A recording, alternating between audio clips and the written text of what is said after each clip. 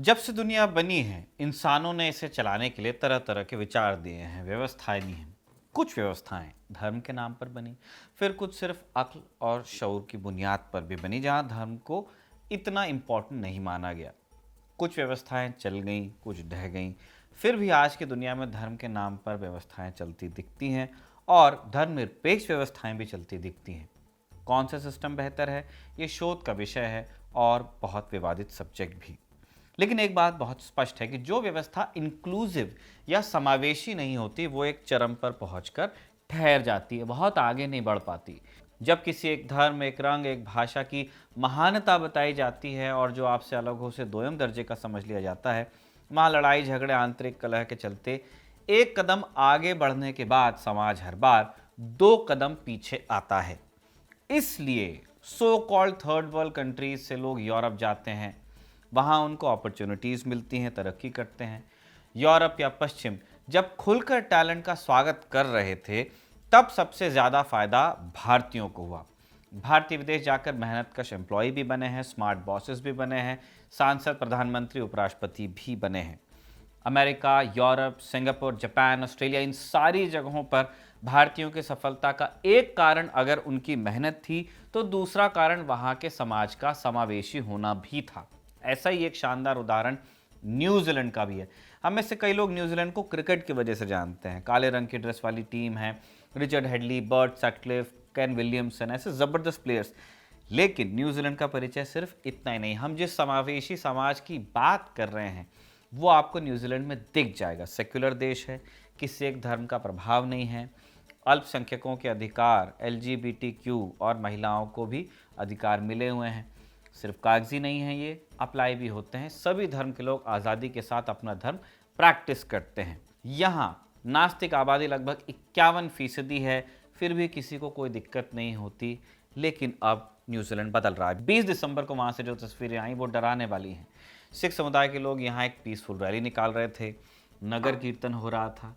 नगर कीर्तन में शहर और कस्बा घूम घूम कर गुरु ग्रंथ साहब से गुरबानी गाई जाती है। प्रथा सालों से चली आ रही है।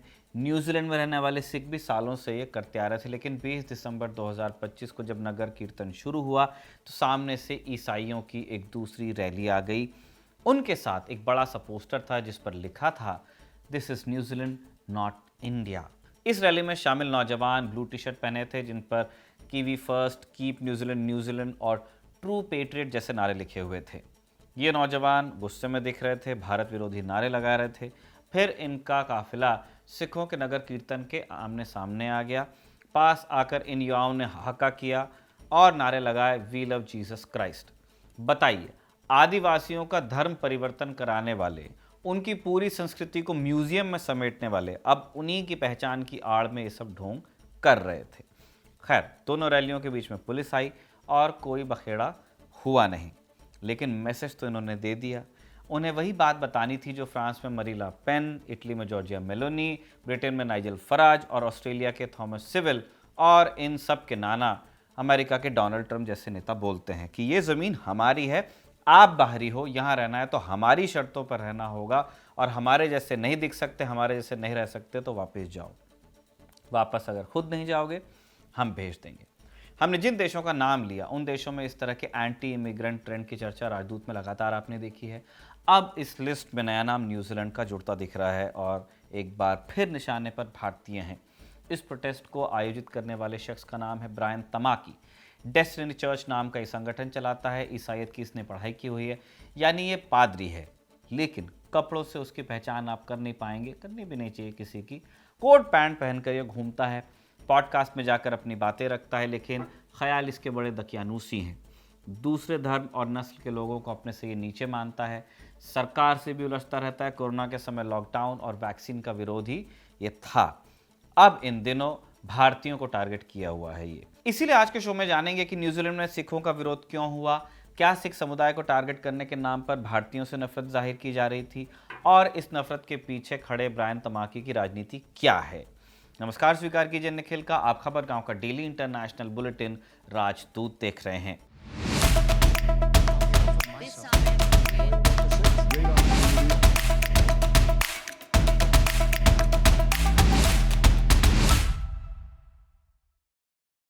न्यूजीलैंड की कुल जनसंख्या करीब 53 लाख है। इसमें से लगभग 3 लाख लोग भारतीय मूल के हैं। सबसे पहले भारतीय 19वीं सदी के आखिर में न्यूजीलैंड पहुंचे। ये लोग जो ब्रिटिश इंडिया था तब हम गुलाम थे उनके, वहाँ से आए थे। कोई मजदूरी करता था, किसी ने छोटा व्यापार शुरू किया। पंजाबी और गुजराती, इन दो समुदाय से आए लोगों ने न्यूजीलैंड में डेयरी, किराना और खेती जैसे सेक्टर्स में अपने लिए जगह अब बना ली है। असल बदलाव 1980 और 1990 के दशक में आया, जब न्यूजीलैंड ने स्किल्ड माइग्रेशन को बढ़ावा दिया। जैसे यूएस में H1B वाला कल्चर आया कि टैलेंटेड लोगों को बुलाना है, उसी तरह वेस्ट के बाकी देशों ने भी किया। इसके बाद से भारत से डॉक्टर्स, इंजीनियर्स, आईटी प्रोफेशनल्स और स्टूडेंट्स बड़ी संख्या में न्यूजीलैंड गए। तो इस तरह से भारतीय मूल के लोगों की जनसंख्या आज करीब 3 लाख पहुंच गई है। लेकिन ये सिर्फ नंबर्स नहीं है।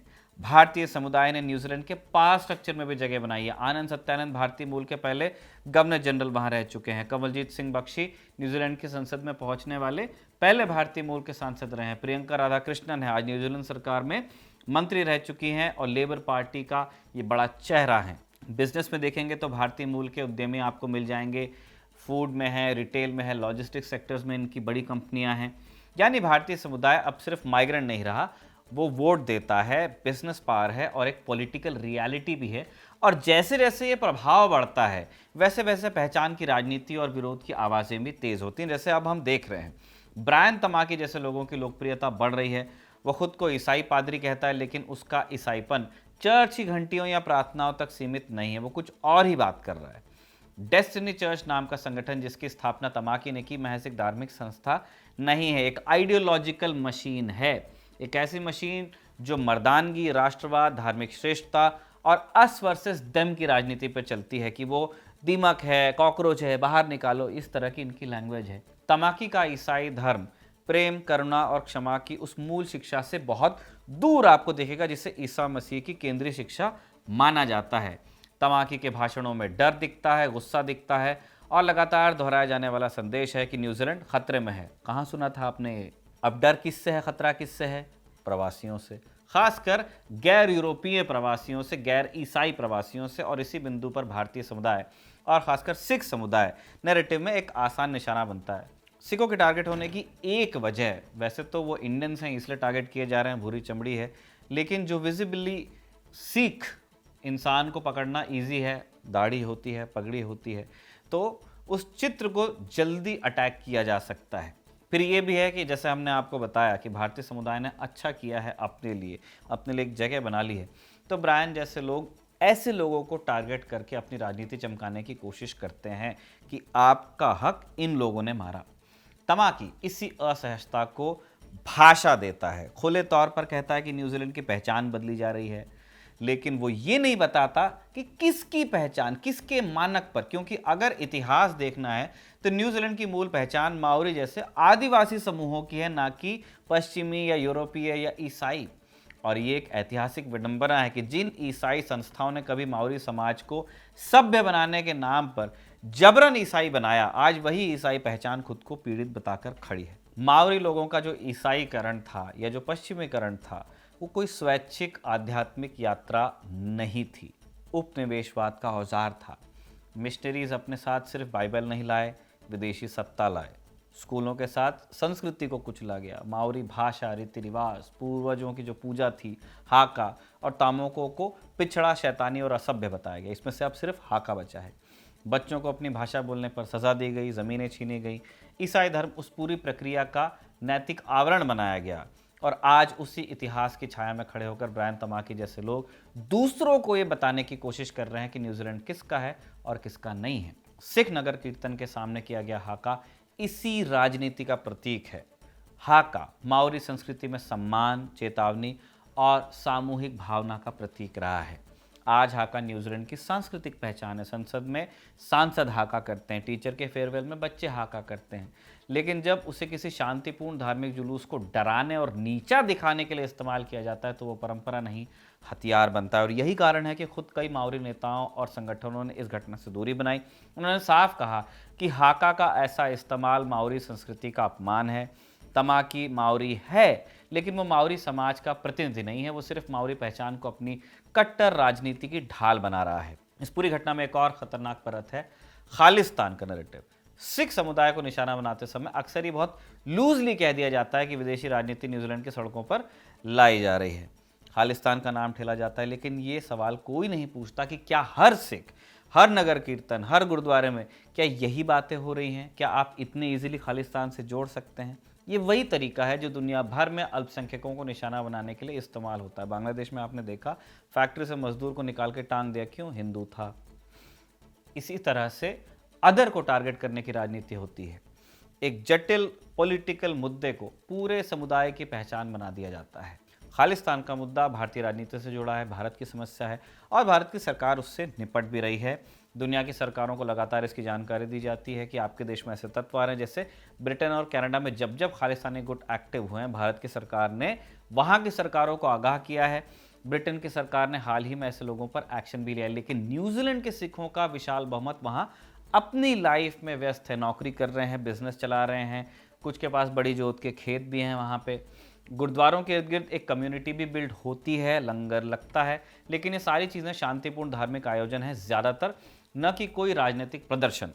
न्यूजीलैंड में खालिस्तान आंदोलन की जड़ें वैसी कभी नहीं रही जैसे ब्रिटेन में, कनाडा में या ऑस्ट्रेलिया में। लेकिन तमाकी जैसे लोग जानबूझकर सबको एक रंग में रंगते हैं, क्योंकि डर की राजनीति को फैक्ट्स की ज़रूरत नहीं होती है। डेस्टिनी चर्च का इतिहास इसी पैटर्न को दिखाता है। संगठन लंबे समय से समलैंगिक अधिकारों, महिला अधिकारों, प्रवासी नीतियों के खिलाफ रहा है।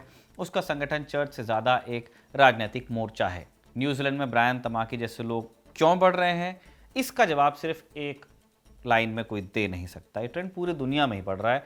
दक्षिणपंथी नेता ग्रेट रिप्लेसमेंट जैसी थेरीज को बढ़ावा दे रहे हैं, डर दिखाते हैं कि बाहरी लोग आ जाएंगे, आपकी जगह ले लेंगे। इस पूरी सिचुएशन में सबसे बड़ा विरोधाभास, सबसे बड़ी आयरनी ये है कि ईसाई धर्म खुद न्यूजीलैंड में एक आयातित धर्म है, यूरोप से आया है, पावर के साथ आया और इसने माओरी समाज को बदलने में एक सेंट्रल रोल निभाया है। आज उसी ईसाई पहचान के नाम पर किसी दूसरे समुदाय को बाहरी कहना ऐतिहासिक रूप से भी और नैतिक रूप से भी गलत है ही। अगर कोई पूछे कि न्यूजीलैंड किसका है, तो पहला जवाब माओरी होना चाहिए या दूसरे ट्राइब्स का नाम लिया जाना चाहिए। और अगर कोई पूछे कि यहाँ कौन रह सकता है, तो जवाब संविधान और लोकतांत्रिक मूल्यों से आना चाहिए, ना कि किसी पादरी की भीड़ से। न्यूजीलैंड में जो हुआ वो न्यूजीलैंड की बदलती पॉलिटिक्स को भी दिखाता है। इस समय वहाँ क्रिस्टोफर लक्सन प्रधानमंत्री हैं। लक्सन एक राइट विंग नेता हैं, अपने आप को सेंटर राइट बताते हैं, लेकिन उनके शय में ब्रायन जैसे लोग पलते हैं। ब्रिटेन, ऑस्ट्रेलिया और अमेरिका के एग्जाम्पल्स बताते हैं कि जब जब एंटी इमिग्रेंट सेंटिमेंट बढ़ता है, भारतीय बहुत जल्द उसकी जद में आते हैं, क्योंकि ज़्यादातर कामयाब मुल्कों में प्रवासियों की जो सबसे बड़ी संख्या है वो हम भारतीयों की ही है। एक वक्त जसीना आर्डन जैसी उदार नेता भी न्यूजीलैंड की प्रधानमंत्री रहीं, लेबर पार्टी से आती थी। 2017 से 23 तक लेबर की ही वहाँ सरकार थी। जब क्राइस्ट चर्च में मस्जिद में आतंकवादी हमला हुआ था तो हिजाब पहनकर मुस्लिम समुदाय के बीच गई थी वो। लेकिन अब न्यूजीलैंड की राजनीति में लेबर का ट्रेंड घटा है। 2023 के चुनाव में वो संसद की 123 में से महज 34 सीटें जीत पाई। नेशनल पार्टी के पास 48 सीटें आई। उन्होंने दूसरी दक्षिणपंथी जो पार्टियां थी उनके साथ गठबंधन किया, सरकार बनाई। पूरी दुनिया के साथ साथ न्यूजीलैंड में भी दक्षिणपंथी विचारों के लिए स्पेस बढ़ा है। पॉन्टी जैसे इंसिडेंट्स भी हुए हैं। इसके बाद से ब्रायन जैसे लोग वहाँ और एक्टिव हुए हैं और उन्हें सरकार से शह भी मिल रही है। 20 दिसंबर की घटना के बाद भी न्यूजीलैंड पुलिस ने कोई खास एक्शन नहीं लिया, उल्टा कहा कि राइट टू प्रोटेस्ट सबका हक है। बस दबी जबान में कहा कि हमें प्रोटेस्ट करते समय पब्लिक सेफ्टी का ख्याल करना चाहिए।